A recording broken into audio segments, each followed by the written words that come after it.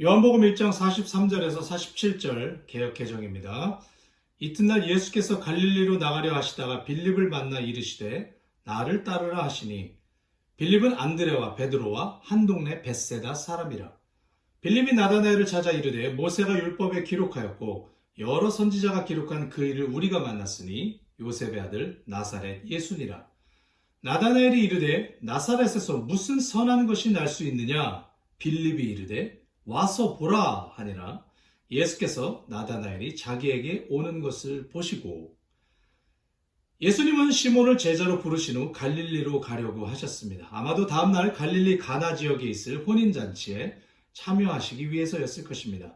그런데 갈릴리로 가려는 예수님의 발걸음을 멈추게 한 사람이 있었는데 그가 바로 빌립이었습니다. 빌립은 스스로 예수님을 찾아간 제자가 아니라 예수님께서 그에게 오셔서 바로 제자로 선택되어 첫 제자들의 그룹에 합류하게 되는 영광을 얻은 제자였습니다. 빌립에게 말씀하신 나를 따르라 라는 말씀의 뜻은 지금 이 순간만이 아니라 계속해서 자신을 따르라는 부르심입니다.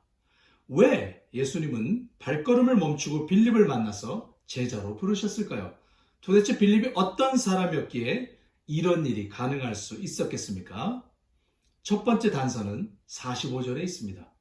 빌립은 예수님이 그를 부르자 곧바로 순종하고 예수님에 대해 증거하기 위해 나다나엘을 찾아갑니다. 이것은 빌립은 그가 알았건 몰랐건 간에 예수님께서 자신을 만약에 제자로 부르신다면 기꺼이 따라갈 용의가 있었으며 그럴 만한 영적인 상태에 있던 사람이었다는 것을 보여줍니다. 이것은 그가 나다나엘에게 예수님을 증거한 내용을 보면 좀 더 이해할 수 있습니다. 빌립은 나다나엘에게 모세가 율법에 기록하였고 여러 선지자가 기록한 그 일을 우리가 만났으니 요셉의 아들 나사렛 예수니라 라고 증거했습니다. 빌립은 구약 성서에 예언되어 있는 그 선지자와 왕, 목자의 역할을 감당할 그 인물이 바로 예수님이라는 것을 예수님께서 나를 따르라 라는 한마디에 깨닫고 나다나엘에게 예수님을 증거한 것입니다. 이것은 빌립이 하나님의 말씀에 대한 기본적인 지식이 있었고 그 말씀의 뜻을 연구해온 삶의 기간이 있었기 때문에 가능했을 것입니다. 또한 빌립은 그 하나님의 말씀들 중 특별히 이 땅에 오실 메시아에 관한 말씀들에 대해 기대와 기다림이 있었던 사람이었고 영적인 분별력과 판단력도 구비되어 있었기 때문에 이런 일이 가능했다고 이해할 수 있습니다. 두 번째 단서는 빌립이 가진 선교적인 지혜입니다. 나다나엘은 자신도 갈릴리 지역 가나 출신의 사람이었음에도 불구하고 예수님이 갈릴리 나사렛 지역 사람이라는 말을 듣자 나사렛에서 무슨 선한 것이 날 수 있겠냐고 말합니다.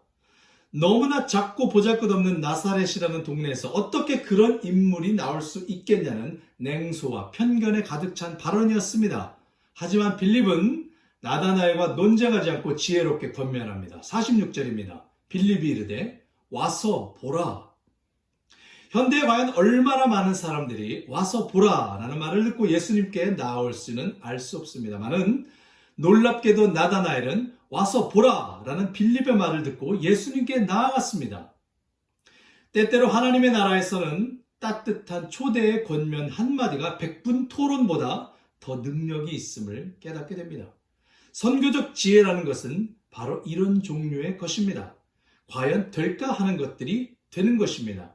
사람의 생각으로는 한심하고 무능해 보이는 것이 하나님의 나라에서는 역사하는 힘이 있고 위력이 넘칩니다. 저는 와서 보라 라는 빌립의 권면의 말을 들은 나다나엘의 심령에 큰 영적인 울림이 있었고 그 결과로 나다나엘이 예수님께 스스로 찾아갔다고 믿습니다.